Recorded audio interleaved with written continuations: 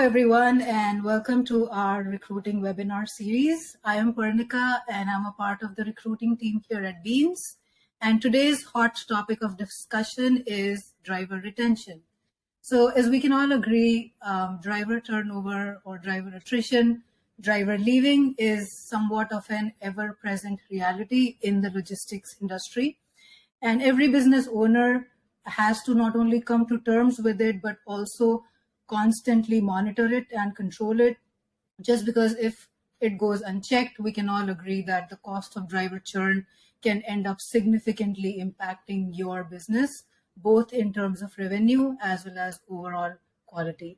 And so I'm very excited as we get to approach the topic of driver retention, both very 360, and we're approaching it both from the perspective of a recruiter and a contractor. So to talk about it from the recruiter's perspective, we have with us Shivam. Shivam, who is an expert in hiring and recruiting some of the best driving talent in the industry and has deep industry knowledge when it comes to hiring in the logistics space. Welcome, Shivam. And then to contribute to the discussion, we have Vikram. Vikram, who is here to speak to us purely from a contractor's perspective. He's someone who has been contracting with FedEx Crown for over 5 years. And as someone who has been scaling and growing his business, Vikram can attest to the pain that is driver churn. So welcome, Vikram. So Shivam, just to kick things off and coming back to the topic of retention, I guess purely from your experience of interacting with the contractors, how would you recap or how would you summarize what are some of the top reasons why these drivers left contractors in 2022? Yeah, no, absolutely. Thanks, Parnika. So, for those who've been watching our monthly webinars on recruiting, last year around this time, we did a similar topic, right? Where we tried to shed light as to why drivers quit. So every time an existing FedEx driver wants to leave an existing contractor and join another one and applies through us, we ask him and try to interview him and understand why he's quitting a said contractor, simply because he's staying within the industry, probably for the same pay, but he's shifting jobs. And we try to understand why he's shifting jobs, just to give more perspective to the contractor that may hire him next. And using that, we get a lot of insight into why people quit. Some are very obvious and some not so obvious. So, the top 5 reasons that we've been seeing is very similar from what we saw last year. The trend's pretty much in line. The first one, which keeps coming up over and over again, is drivers quitting because of feeling like they've been shorted. That seems to be a recurrent theme that we see all the time. Drivers keep feeling that, hey, I didn't get my fair due. My pay was, I was promised X dollars, but I got $30, $40 less. And the contractor did not have a fair enough explanation, and he's effectively cheated me. I don't trust him. I don't want to work with him. And we'll get into each of these as we move on. But the second theme is someone who didn't like the schedule he was being given to, who didn't like the hours. Maybe he had a very late pickup, which kept him at the job till 5 p.m., 6 p.m. So that seems to be a recurrent theme as well. The other one, which has gained in significance over last year, is trucks. We see drivers increasingly being very conscious of the equipment that they're using, the trucks that they're driving. It could be that, hey, I'm not comfortable with said truck, or it could be that, I keep having to deal with frequent breakdowns, which waste hours of the day. Most of them are on flat pay, so they don't kind of get paid for the 2 hours they waited for the mechanic to come. And it just frustrates them. It gets them concerned for their own safety. That was something we saw last year, but that seems to be becoming a little bit more predominant over the last 6 to 8 months. And the other one, key issue obviously is natural churn, right? That, hey, I moved locations, I found a terminal closer to my house, and I moved cities for whatever reason. And that kind of summarizes the main reasons as to why people claim to be leaving one contractor for another. But there's obviously a whole host of other reasons why people are just leaving, maybe driving for FedEx altogether and applying for other positions. And hopefully over the next 20, 25 minutes, Vikram can shed some light on churn he's seen. We can go into each of these in more detail, and we can give you our perspective as to how we see a contractor can tackle it, to try to address it, and to reduce it wherever possible. Because as Parnika mentioned, we've always been saying, recruiting, the best type of recruiting is retention.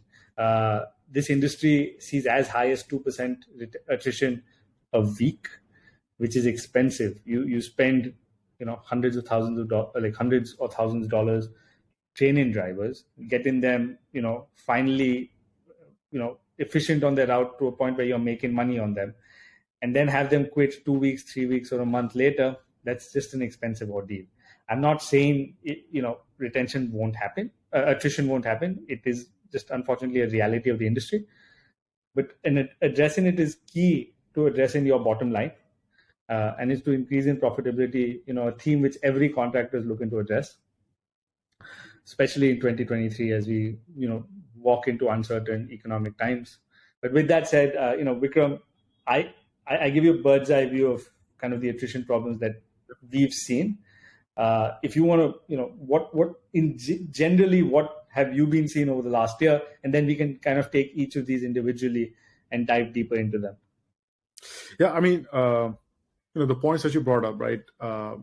Turnover is natural in this business. And, for me, it was, getting used to when I got into this business back in 2018, right? Why is there?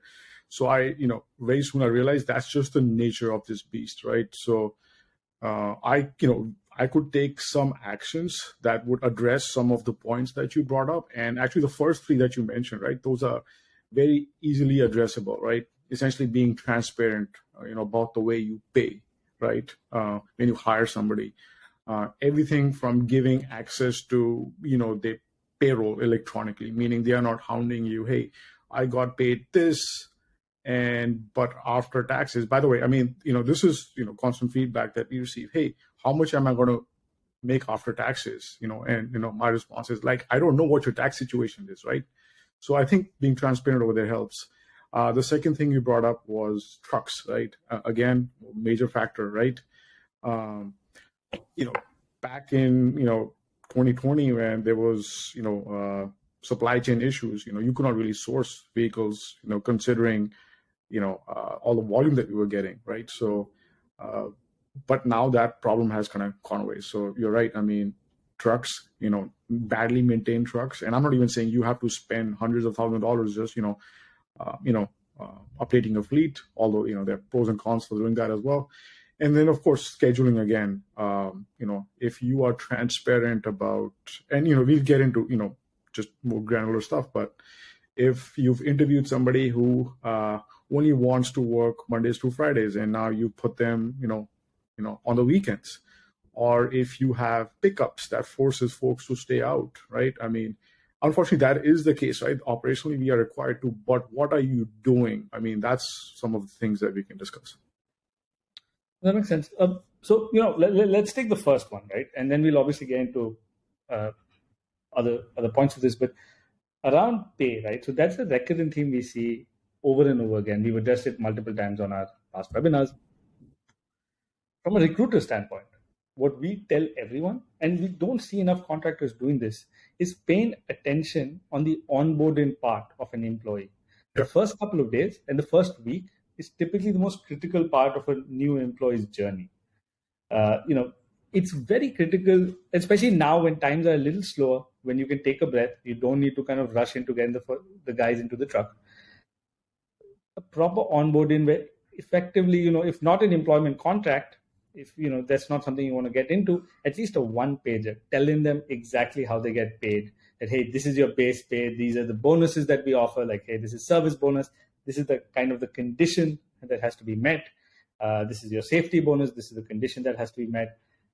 These are your stop thresholds. This is the stop bonus. Like, whatever be your pay structure, to clearly spell it out is essential. And so, I'm sure a lot of people do that verbally, but having a written piece of document, because memory may not be, well served when looking back at this a couple of weeks later when he gets his first paycheck. And having that document kind of removes all doubts and suspicion from either party's mind.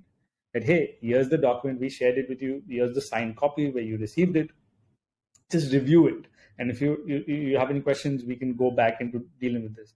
Obviously, the best place to start is having a simplistic structure rather than having like 5 different variables and multiple tiers.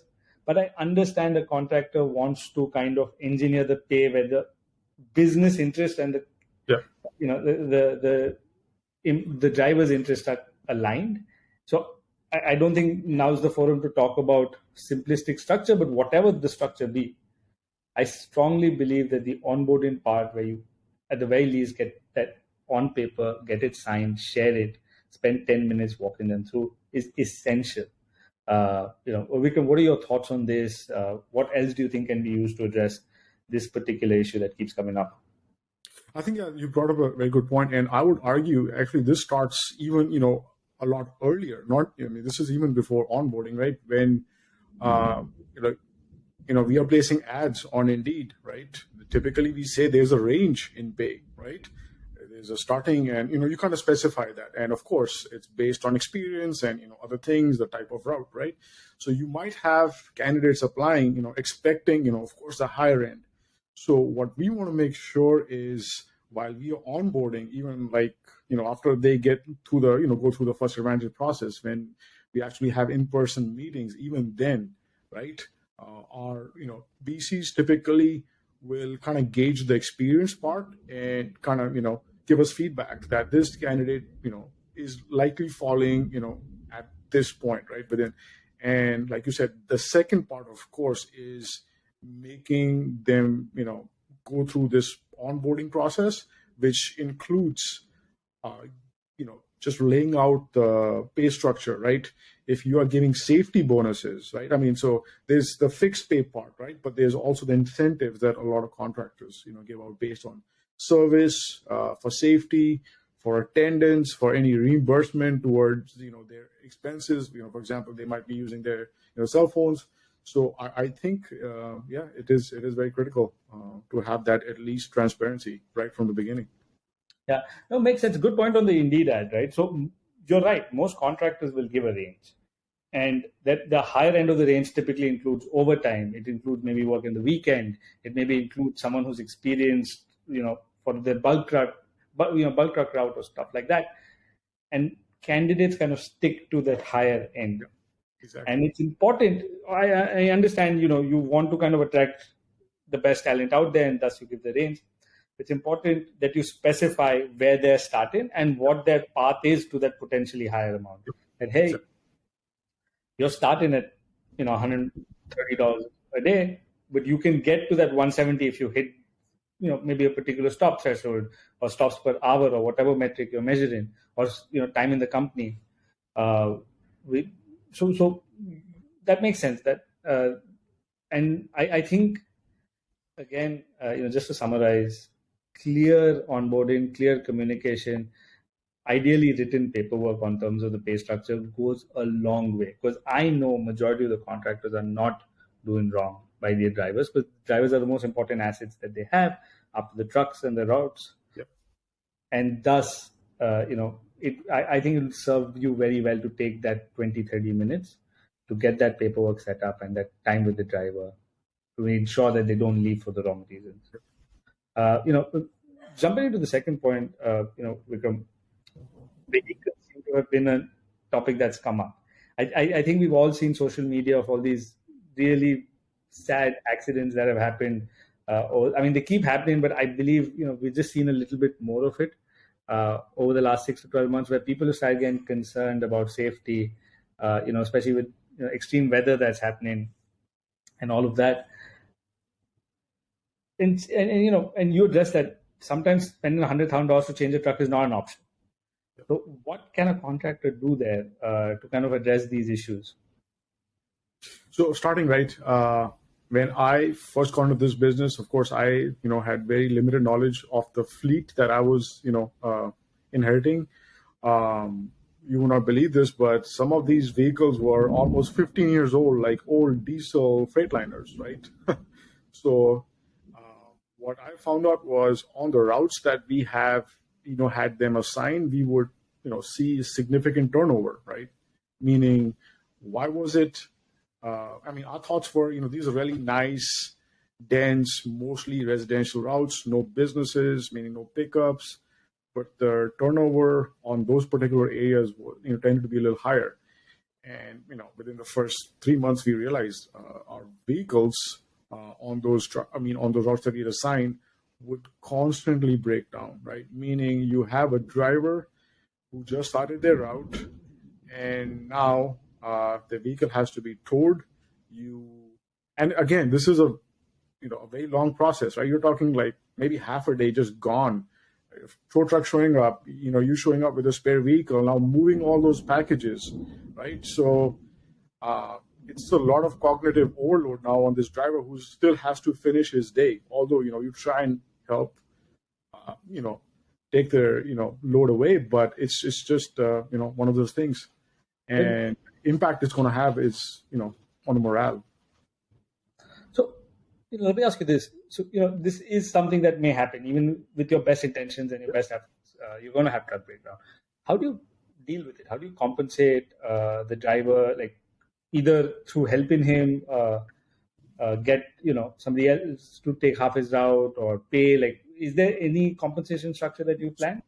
Yeah, it's a mix, right? So first thing we want to do is make sure that we don't have a service failure, right? Meaning we would not expect a driver who has lost maybe 4 hours just to restart their day be on that route themselves, right? That's clearly you're not setting the right expectation. And if you do that, again, it's high tendency this driver is not going to be wanting to work for you in the long term, right? So that is number one. And typically what we'll do is the next day, we will make sure that this driver has a lighter day. Maybe they only work half a day, right? So, there's certain things that, we typically do that essentially compensates, for any time lost or any frustration that we feel that were beyond our control. Because, even a new vehicle, we bought 15 new vehicles just last year. And you had brand new vehicles, just engines just blowing up, right? So, some things are just beyond your control. So one thing I've got a lot is rather than, one is obviously the state of the vehicle, the other is the cleanliness. It seems like especially, contractors who don't dedicate trucks per driver and it's just a little randomized. A lot of these drivers kind of walk into really, really dirty trucks. They're like, hey, there's food line over there, or this truck's not been cleaned in the last year or so. And I understand, again, a contractor has 1,000 things to do. But this, obviously, if a driver has to spend 10 hours within a small metal box, it kind of makes sense that these trucks should be cleaned, right? Or is that really difficult of a thing to do? And you see that as a positive impact on a driver? Yes, for the most part, right, you will have the same guy driving the same truck at least 5 days out of the week, right? That's but unfortunately, right, we run 7 days, so there might be, at least 1 or 2 days here or there where your driver, you might have somebody else driving that vehicle. And it causes frustrations if you have essentially maybe your lead driver now driving and not keeping that vehicle clean. Clean, I'm going to say just things that you like, food, for example, leftover. I'm going to call them apple juice bottles, but that's not really apple juice. That's again one of those big issues. And you would, not only that, small things like, hey, I had, I keep my truck, full as far as fuel is concerned. Somebody else drove my truck on the weekend. Now they brought it to the station with, I don't have enough fuel to essentially even go to the pump, right? So these, again, some of the frustrations that, that are very common, right?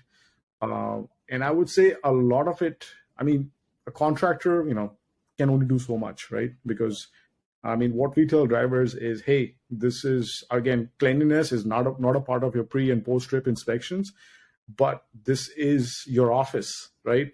Literally, this is your office. So please, maintain it to a level where, I remember when we were contractors and we got a lot of feedback on truck cleanliness.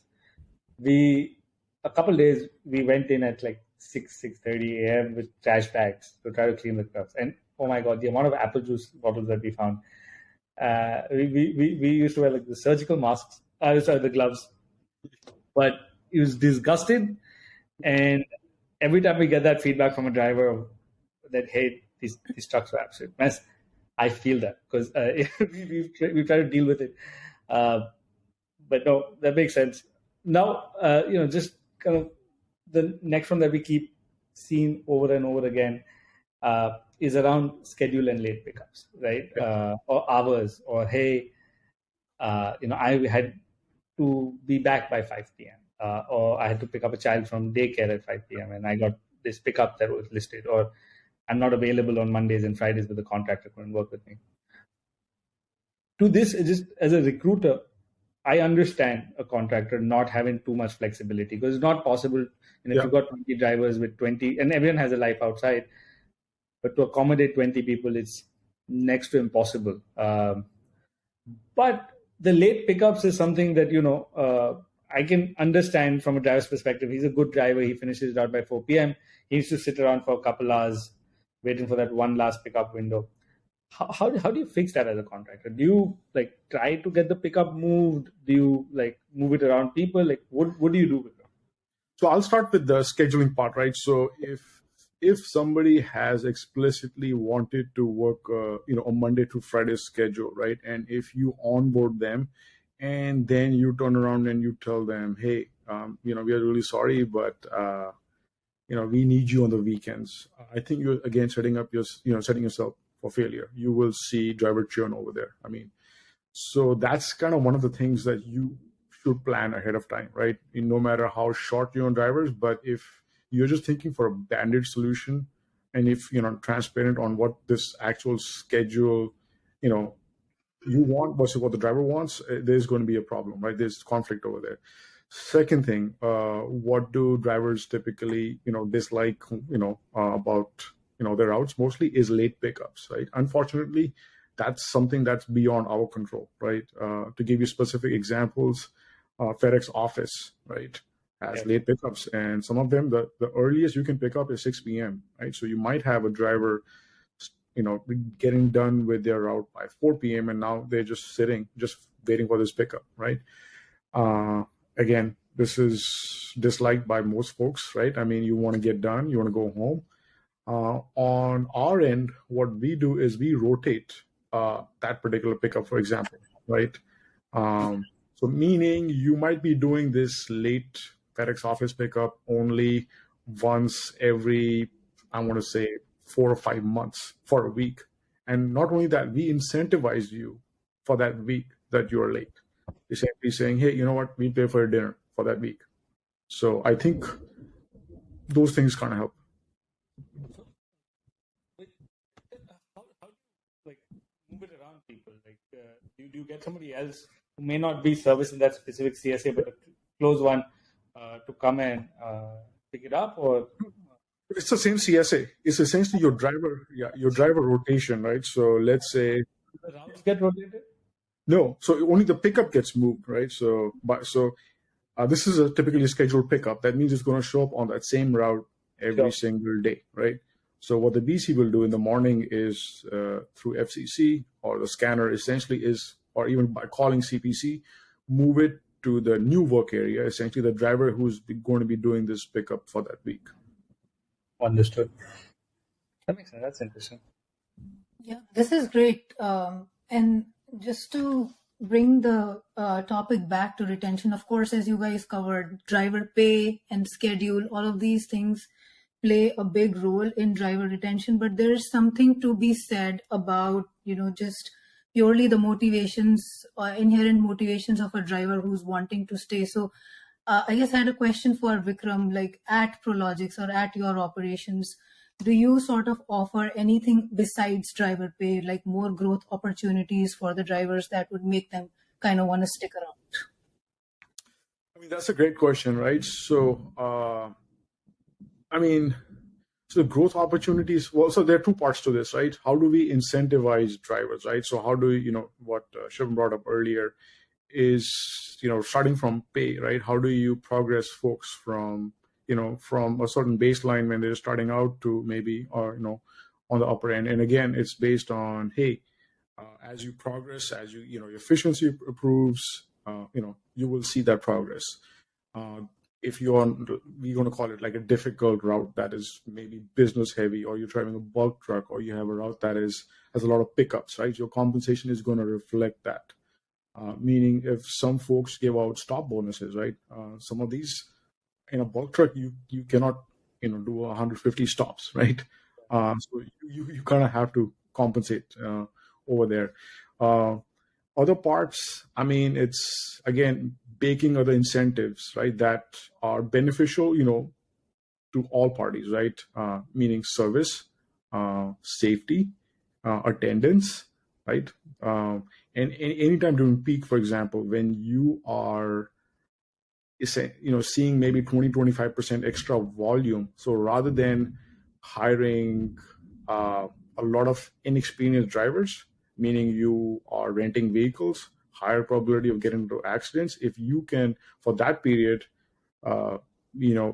compensate your existing drivers a little bit more, I think that it works in everybody's benefit as well, right? Other than that, I mean, we've tried health insurance, medical benefits, 401ks. I think we discussed that on our last call.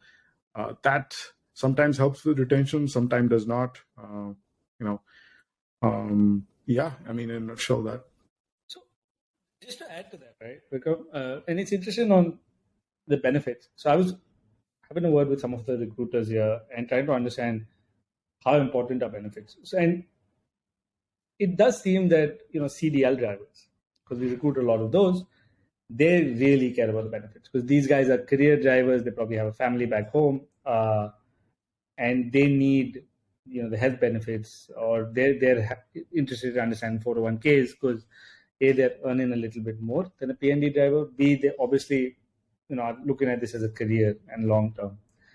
But one would argue, right, if while we say that, hey, most PND drivers are not career drivers, except for maybe 5-10% of those, if you want to attract career drivers, do you not think providing benefits becomes an essential part of your pay offering, or do you see that just that age group just not caring? Yeah, and I think I would add to what you just said. The second part of your statement was that age, that demographics that we typically work with. Think I'm invincible. I cannot get sick. I cannot get hurt. And even if I do, I can just shrug it off, suck it up and do my job, right? But unfortunately, as we grow older, we realize that's kind of not the case. So, that makes sense. And we were discussing this on our prep call yesterday, where you brought up an interesting point about culture. And while that doesn't always jump out when we ask people why they quit, but that does seem to be a strong reason to keep people. It might not, in a way, stop them from leaving, but it would it creates stickiness of sorts, right? And it's difficult. The terminal, they kind of are just there together for 15-20 minutes. They don't really have a common meeting spot. They're loading their trucks and just doing the pre and post and leaving. And typically when they come back, they come back at different times. How do you build culture when that's kind of the situation, right? And that's 7-day ops. It just seems to be it's easier said than done, right? Yeah. And I think most contractors kind of struggle with that whole concept of culture. How do you instill it? Because you had some interesting points. Yeah, I mean, so I think it starts with like your team, your management team, right? Your operations team, making sure that the onboarding is spot on, right? That the new driver that you're onboarding you have a route for them that you've kind of want them to take over. And that's kind of what we're discussing yesterday. If you're having a bad day, meaning a lot of, maybe you had a couple of call-offs, are you gonna essentially overwhelm this new hire and throw them on a route, knowing perfectly well that they might not be successful, right? or they might not have enough training, right? So things like that, making sure that there's no inherent bias, because it's, bias meaning, as folks spend they spend about an hour to 2 hours, at the terminal in the morning typically, and that's kind of the only time they will, be as a, together as a team, right? So I think those are critical times. So, when you have management that, for example, does not, play favorites as far as, when folks ask like time off, for example, or, if a route becomes available, right, it's essentially going to the guy who was actually being trained on it, for example. And also, man, if something happens on the road, right, what does your teamwork look like? Would people want to help each other out or not, right?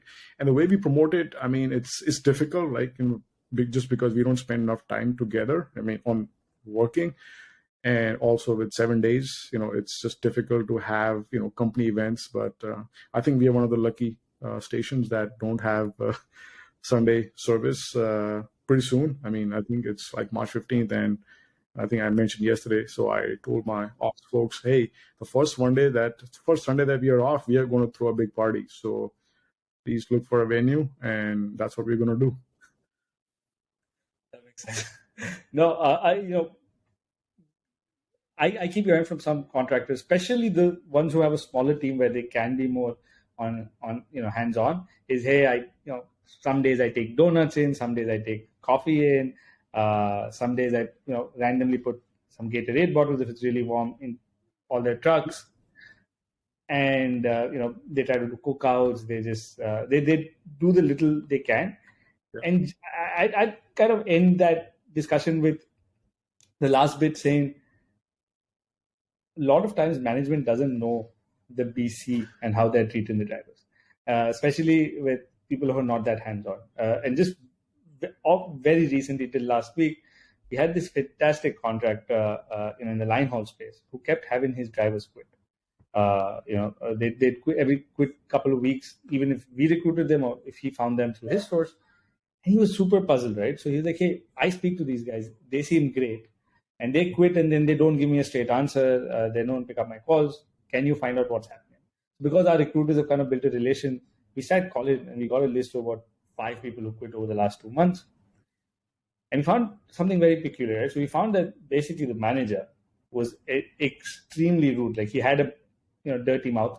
He used to be rude, agitated. If they asked stupid questions, because they were new, he'd get very, very agitated with them. He wasn't being fair on scheduling, at least allegedly. And these people literally felt like, hey, there are enough jobs out there. Yep. I don't need to be dealt with, with disrespect.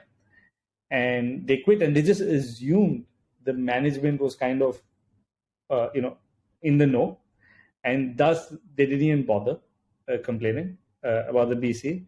And, as a result of this feedback, the manager had a very strict sit down with their, the management had a strict sit down with the BC and made it one of their KRAs saying, hey, if drivers quit and if we hear one more complaint against you, that's kind of it for you. And it's been 2 weeks, so I don't have the results for that, but I feel like that happens more often than not. You might be a great manager, genuinely respecting your employees, but your BC, just because of the stress of the job or, in effort of getting things done, would not treat them fairly. At least would not be perceived to be treating them fairly. Maybe they play favorites. And it's important, if you start seeing a trend of people quitting without, quote unquote reason, I highly encourage, contractors to pick up the phone and call and go that extra mile to understand why someone quit. I know our industry doesn't have the concept of an exit interview, but we at Beans Recruiting are trying that out with a lot of contractors who are having attrition problems, and that will kind of give you a better understanding of what you can fix. And some things may be in your control. A lot of times people just say, "Hey, I wasn't getting paid enough," and I understand that's not currently in FedEx Contractors' control, but other things, the other variables, just might be. and taking that little bit of effort to understand rather than accepting this as an industry norm might give you surprising results. Yeah, I mean, I would add to that, right? This also goes on, to like, is your business or your operations manager, is he actually a good manager, or how did you promote them? How did you hire them? Because a lot of people think, I can take my best performing driver essentially and make them a manager. Surprisingly, that's not a good idea, because managing people versus delivering and driving there's a very different skill set altogether. So that's what I basically, when I talk to newer contractors, is kind of point that out. Don't fall into this trap of essentially promoting your best driver who's doing 30, 40, maybe 50 stops an hour, and now you essentially have them managing people, right? Just it's a very different skill set. That makes sense. Yeah, that is true. So I guess as my last wrap-up notes, I also wanted to touch a little bit on, and I guess you already covered about like effective communication with the drivers. And I guess a good BC plays a very big role in that. And so if you could, Vikram, like wrap up with a good story of a good BC that you had, and what did you do differently with your BCs that sort of make them work for you and not against you? That's a great question. I mean, I have a great management team. I mean, that's the reason why I think I say this all the time. That's the reason why I'm sitting over here talking to you and not behind the wheel delivering packages, right? I think it starts with trust, right? And trust, control, right? Trust meaning we've invested a significant amount in acquiring let's say business. I don't believe, for example, in micromanaging folks, right? So meaning the expectations are set, right?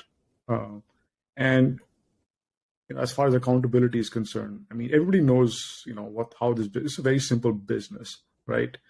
And my management team knows very well, like, what is our expectations, right? Not just to, the owners of the company, but to, FedEx, to employees, right?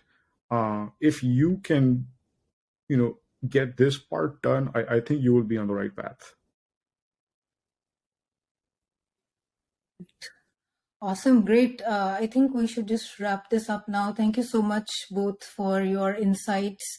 And just to recap, 5 factors that go into good driver retention is A, of course, driver pay, being cognizant of your driver schedules, C, clean trucks, and then, of course, there is effective communication with the drivers and a positive work environment. So thank you, guys. I will see you in the next webinar. Thank you so much. Thanks, Parnika.